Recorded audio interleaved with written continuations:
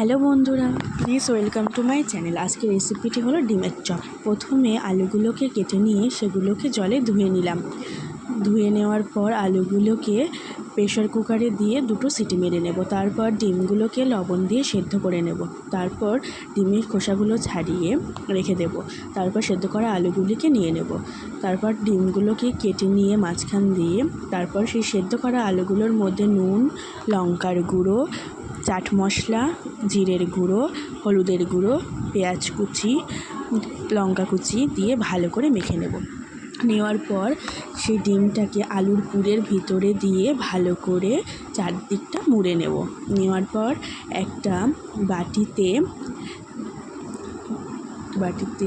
ডিম ফেটিয়ে নিয়ে লবণ দিয়ে গুলিয়ে নেওয়ার পর সেই ডিমের চপগুলিকে প্রথমে ডিমের গোলায়, তারপর ব্রেড ক্রাম্বসে ভালো করে কোট করে নিয়ে গরম তেলের মধ্যে দিয়ে লাল লাল করে উল্টে পাল্টে ভালো করে ভেজে নেব।